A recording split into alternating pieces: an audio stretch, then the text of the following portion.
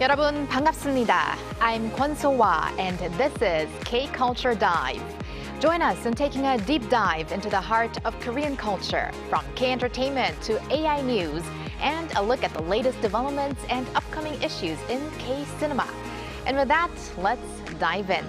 Joining us on today's show is Walter Lee. Walter, happy Friday. Happy Friday, Soa, and hello to everyone joining us on K-Culture Dive. Today, I'm Walter Lee, here to co-host alongside Soa and bring you the latest in K-entertainment stories. All right, Walter, let's kick off with K-Enter News then. Okay. With NCT DREAM's 10th anniversary just around the corner, their agency delivered some news that fans have been eagerly waiting for. Tell us what it is. Yes, indeed, they have. So, according to SM Entertainment, NCT DREAM, a subunit of the K-pop supergroup NCT, debuted in 2016, have confirmed that all the remaining members will stay with the agency, with the group set to continue activities as now a 6-member act, minus the former member Mark, after his exclusive contract expired in April. Now, SM Entertainment said that over the past 10 years, NCT DREAM have delivered messages of hope and positivity through their bright energy and compassion, while turning countless dreams into reality. Now, the agency also thanked members for their remarkable journey in the establishing NCT DREAM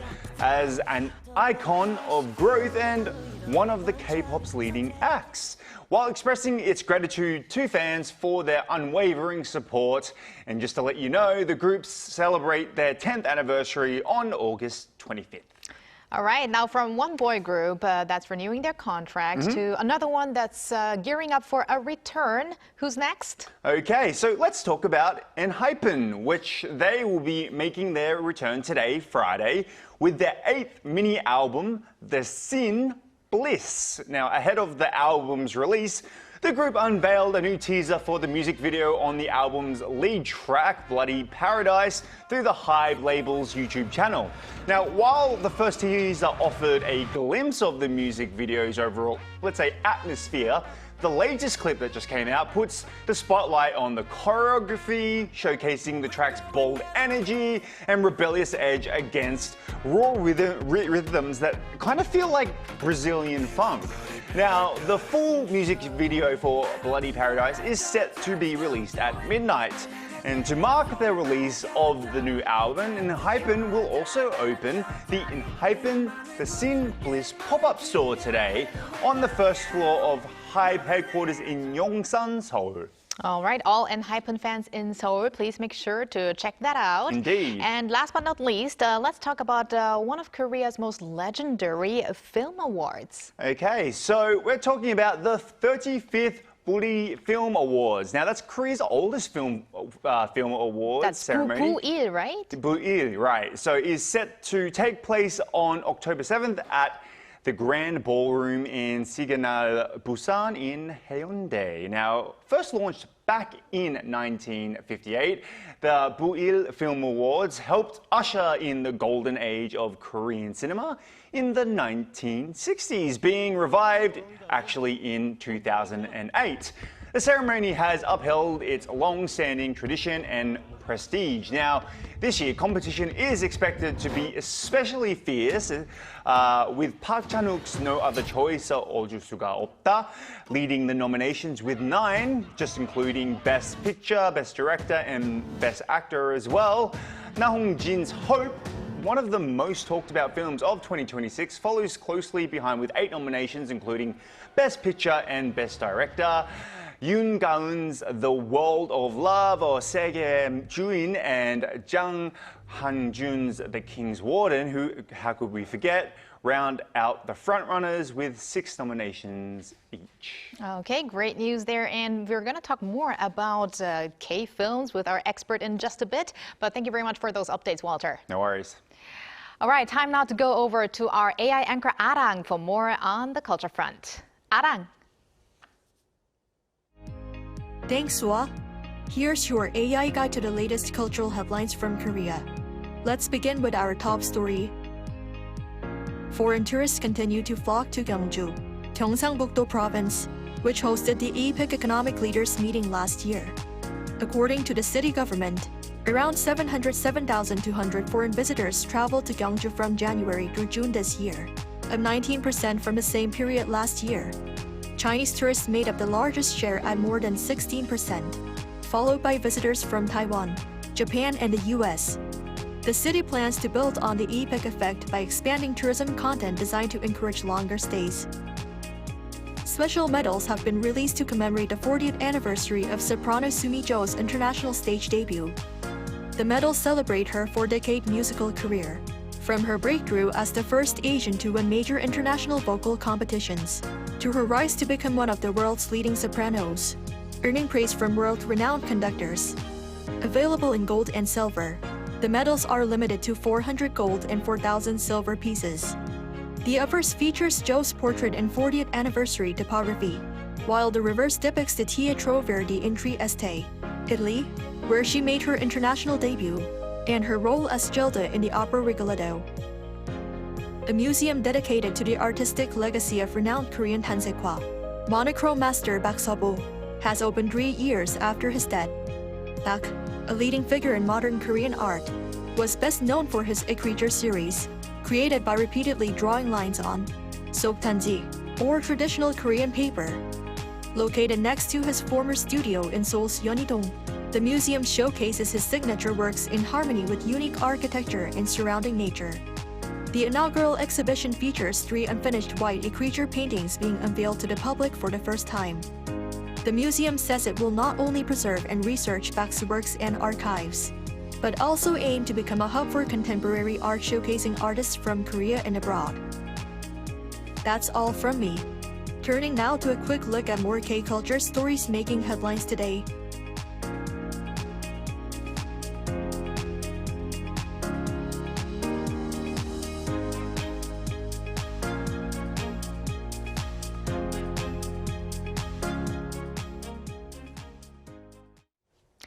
Handwritten manuscripts by novelist and independence activist Shim Hoon have returned to Korea 90 years after his death.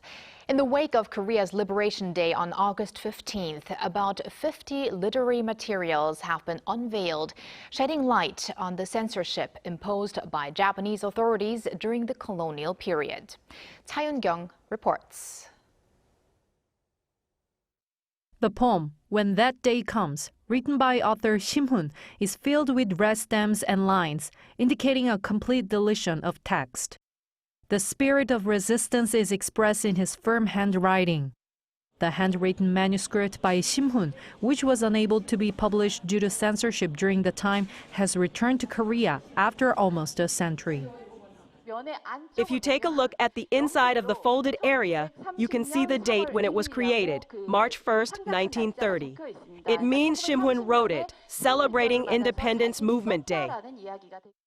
The National Museum of Korean Literature has revealed Shim Hoon's materials filled with the spirit of anti-Japanese resistance to celebrate Liberation Day.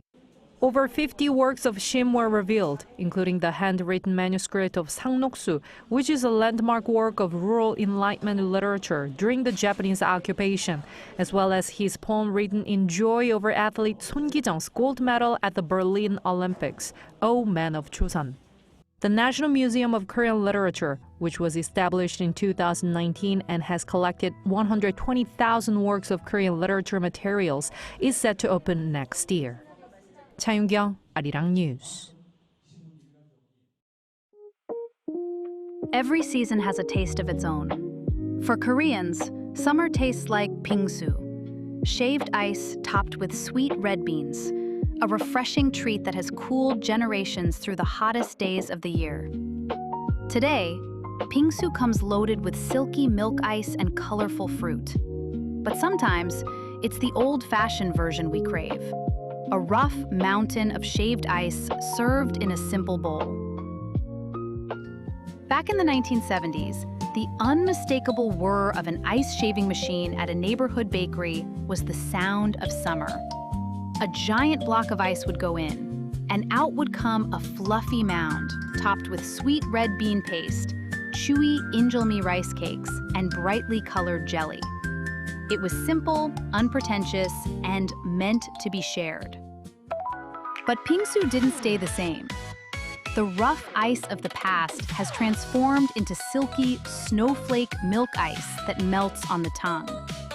And red beans are no longer the only star. Strawberries, mangoes, and melons now take center stage, while green tea, black sesame, and even cheese have joined the mix.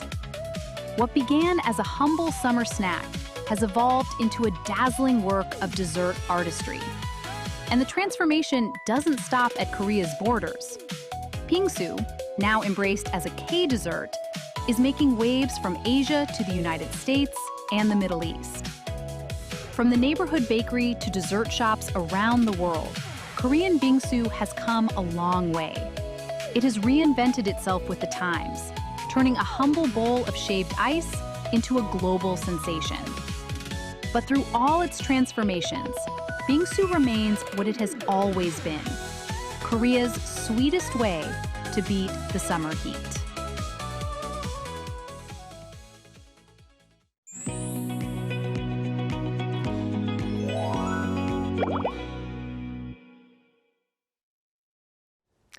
Movie theaters are showing signs of renewed energy this summer, with audiences seemingly returning to the big screen.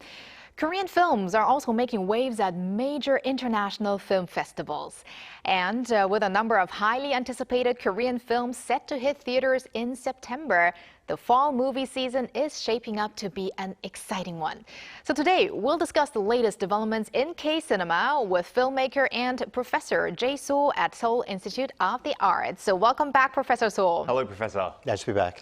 All right, let's first talk about a recent great issue in the world of K-films. Director Hong Sang-soo won big at the Locarno Film Festival. So first off, which awards did this movie receive? And also, what does this recognition mean for Korea? So the movie is called Nowhere to Lay My Eyes, and this is, I think it's 26th or 25th movie, and it won the Independent Ecumenical Jury Prize, which isn't the best one. He actually won that with another movie he made in 2015. It's the Leopard Award, which is the best one. But what's kind of interesting in this festival is that they gave him the Best Director Award for the movie, and then the star of the movie, Kim Min-hee, she won the Best Actress Award. So Locarno's sort of like a favorite of Hong Sang-soo's sort of like films, and it's really featured his movies throughout.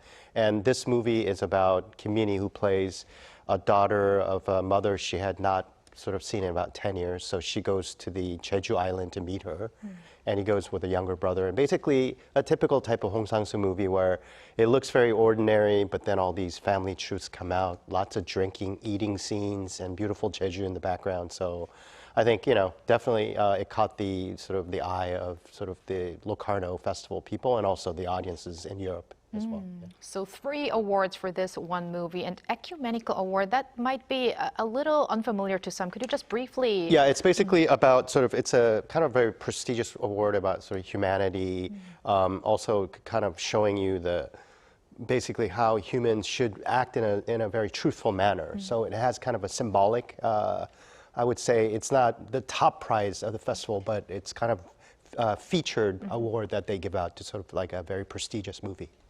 Interesting. And let's talk about another film festival, in fact, the Toronto International Film Festival, where 6 Korean films are actually being invited to. These include works from Lee Chang-dong, just as I go down the list, Ho Jin-ho, Yeon Sang-ho as well. It seems that Korean cinema is making a particular strong showing, like in the international film circuit this year. We've reported on it quite a lot and talked about it with you. How do you see this trend? I think it's, it's always happened. Like the festivals have been showing a lot of Asian cinema, especially Korean cinema, all up to now. But now Korean cinema is a major force that, a whole bunch, like 6 films from one country. That's pretty great. So we have Assassins by Ho Jin-ho, as you mentioned. We have Possible Love by Lee Chang-dong, a great director. We also have Yeon Sang-ho's new film it's called Paradise Lost, and Hope, which is playing right now, and then 2 other films, Long Long Night and The World Before. So it's a big lineup, and as you know, Ho Jin-ho's film is a historical sort of drama, political mystery that they kind of based it on historical facts. So the fact that these movies are sort of centerpiece, and I think it's the Assassins is playing at the prestigious gala presentation at Toronto. And actually, I had the pleasure of going to Toronto with director Ho Jin-ho before for another movie. I went with a movie, the director of Nowhere to Hide, Lee Myung-se. So I followed them there, and Toronto is a major film festival where the whole city sort of opens up to movies for a 2-week period. And the two directors, I was there in attendance as an audience member, but it was like the sold-out crowds, and they really love their movies in Canada. So Toronto Film Festival is definitely in North America one of the biggest film festivals. So it's a real big privilege and an honor to be invited to this festival, for sure. Wow, I can imagine, and I'm especially excited about Long Long Night or Kin Kin Bam because I read the novel and I was very pleasantly surprised to that this is going to come out as a movie. So looking forward to that as well. And Professor So, we've also seen many Korean films actually gaining attention before their releases in Korea. So why do you think international film festivals and viewers are looking forward to K-movies these days? Well, as I mentioned, the rise of Korean cinema now, it's at its, I think, almost at its apex point. But first of all, the directors, you have Park Chan-wook, Bong Joon-ho, Lee Chang-dong, Hong Sang-soo, and then younger directors like Na Hong-jin that are coming up. So you have a world recognition of these sort of like directors that have a brand of movies that they create, and also now actors are the major stars that I think they're invited to Academy Awards or major award ceremonies all over the world. So actors like Song Kang-ho, Lee Byung-hun, Chun Do-yeon, these are like major stars that have they're invited to juries, they're invited as guests to present awards, things like that. So that's another thing, and I think also the fact that K-pop and K-drama has really sort of become global. And now film festivals, it's almost like you cannot have a festival without featuring a Korean movie star in it or a Korean movie. So it's become part of the course. And a lot of festivals now sort of like they wait for the next big film to come out from Korea. And that's, I think, a really good sign. So for now, it's more about the big names, the directors and the actors, than a specific genre, you would say, right? I think the genres are very varied for Korean cinema, and also I think the big thing that I didn't mention was maybe the psychology of the audiences themselves. Now, they are so used to watching it on Netflix, a lot of Korean dramas. So for them, it's like if you have a new film from Park Chan-wook or Bong Joon-ho, they're definitely going to wait to see it. And a lot of venues now show it at festivals before it shows in the movie theaters. So people, are just waiting for the next film to come out from Korea, for sure. Well, let's bring it back to Korea. And September actually looks like a good month because there are a lot of highly anticipated Korean films set to release. For you personally, are there any standouts that you're looking forward to? Oh, yeah. I want to mention this movie called Pigwang, which is called Portrait of a Lady.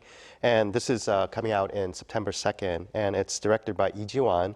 And this movie has Ryu Seung-young and Ha Ji-won and Kim Shia. And basically, it's a sort of a story about a family that, a celebrity family where suddenly the appearance of a sort of a long-lost child, a daughter, comes to sort of like bring the family together. So they call it like a mystery family drama, which I think is kind of a new thing. But I think the actors, Ryu Seung-young and Ha Ji-won, are definitely really good acting duo. So I think having those two come out in this movie, so I'm really looking forward to that. And then, as I mentioned before, there's a movie called Possible Love by Lee Chang-dong, which is coming out. And this is 8 years since Burning. So he's another great director. I always show it in my film class in the summers, his movie Peppermint Candy. It's like a required viewing for that class. But so we're really looking forward to this movie. And this one has basically a lot of actors in it that we know. Chun Do-yeon's in it. Basically Seol Kyung-gu, Chun Do-yeon, Jo In-sung. And basically this is another movie about sort of a couple. Two couples, one couple is now sort of unemployed, the other one's a documentary filmmaker, and then all the sort of like the drama that comes from an Lee Chang-dong movie. So I'm really looking forward to this movie, which comes out on September 23rd. And then going more the commercial route is Tacha, the song of Beelzebub, which is like the devil. Basically, this is like in I think the fourth and maybe the final installment in the Tacha series, which started in 2006. And Choi Dong-won's the director that originally started it, and we have a different director, Choi Gu-ki, who directed Life is Beautiful in it. And this one has Pyeonyeon, Do Jae-won, also Ayaka Miyoshi, who's a very famous Japanese actress. And you know, the world of Tacha is about gambling, and in this one, it's like a kind of an international, global sort of situation where there's a lot of people sort of doing double deals and things like that. So that's a series that everybody's looking forward to. And then I think the fourth film I want to introduce is a movie called The Reawakened Man, The Red, which stars Kyu Gyo-won, who's like sort of an up-and-coming star right now and a graduate of my film program at Seoul Institute of the Arts. And this one is about it's based on a webtoon. And basically, it's the most youth-oriented commercial film in this batch. But it's about sort of like a movie about somebody who dies. 72 hours later, he awakens again. So it kind of repeats like that. So it's another kind of movie about death and life. And Kyu Gyo-won's a very, I would say, an attractive actor for doing this kind of role. So I'm looking forward to these films coming out very soon. Wow, we got a mixture of so many different genres, and I think it's perfect to watch some of those during the Chuseok holidays, especially with a family, especially with one of the genres being a family, mystery family, and then also having a couple stories there as well. So do you think having these several Korean films coming out at the same time could actually bring some more energy in the overall theater arena? Yeah, I think definitely, Chuseok's a big movie sort of thing. It's when families get together and they have their dinners and then they go out to the movies. And I didn't really mention this one movie that I should have mentioned before. There's a remake of the movie Intern. Ah, right. Yeah, and so with Han So-hee and Han So-hee and Choi Min-sik. So it's sort of like the same story with Anne Hathaway and Robert De Niro about sort of a young entrepreneur who has an older intern that comes in. So I'm kind of looking forward to that. But going back to your question about Chuseok, yeah, this could be good and it could be also bad. There's been instances in 2023 where all these big movies came out and then none of them did well. So we call it the chicken game, where you have too many movies happening all at once, and instead of becoming a synergy of movies that people want to go see, it could kind of compete with each other, and then the audience gets split between the movies. But I think the marketing this time is a little different for all these movies, and the genre is so different that I don't think, maybe you will go see an Lee Chang-dong movie, Possible Love, and then suddenly go, oh, Tacha's playing, maybe I'll watch that for the second run, things like that. So hopefully we'll have more people sort of flock to the theaters and they see all these different types of movies. And as you know, like Koreans love, like basically a buffet type of meal. So they go there and, oh, I watched a horror movie, and maybe I can watch a comedy next. So hopefully that will happen instead of all this kind of cannibalizing each other and the films competing with each other, for sure. Right. I do hope that we don't actually, redo the 2023 situation. But for me, especially this year as the entertainment reporter, like we've been talking quite extensively about a lot of films that have come out and through the seasons, I mean, starting from spring through to summer, and now fall is coming up.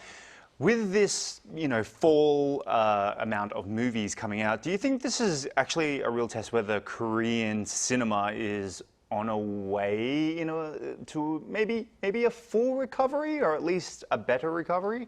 Well, this year, looking at the stats, already before the slate of movies I just mentioned, we were down to like almost 90% of the movie-going audiences returned to the theaters from, I think 2 years ago. So that's a good sign. But at the same time, that's not enough, for it to happen. I'm hoping that, September, maybe October and November, all these movie lineups that are coming out is starting to do it. But as you know, we had the two big movies, Spider-Man and Odyssey come out. And so if you look, Korean movies kind of avoided all of August to get away from that. But at the same time, I think, both those movies drew big audiences to theaters. So it's a good sign. Like, people keep coming. They see that it's fun to watch a movie in front of a lot of people. And I'm really looking forward to, as I mentioned, the auteur power of these directors that already made really good movies, and also the star power to sort of like get people back into, watching movies on a big screen. We've had this big problem since the pandemic where people rather see it at home. But I think, movies like in America, like, Obsession or The Backrooms are starting to really get younger audience, the MZ generation, also younger generations, to come in because now social media, there's a lot of like excitement about going to see a movie and then posting sort of your reaction to it. So I think, these movies that are coming out, it's a good sign that there are many different types of movies in Korean cinema. As I mentioned, we have some serious movies, we have like a commercial movie, we have a youth movie, things like that. So again, hopefully the audiences will partake in this and we'll have sort of return to what Korean cinema was basically before the pandemic. But I think it's a healthy sign, really looking forward to, the slate of movies coming up. And hopefully people will really love it. Yeah. Let's hope so. And thank you very much, Professor Su, for your insights as always, and have a great weekend. Thank you, Professor. Thank you. And thank you, Walter, as always. We're going to have it back here next week. See you next week. Thanks for watching and for your interest in everything K-Culture. K-Culture Dive will be back on Monday, 2 p.m. Korea time. Have a culture-filled weekend, maybe with a movie or two and a refreshing bingsu, and keep diving.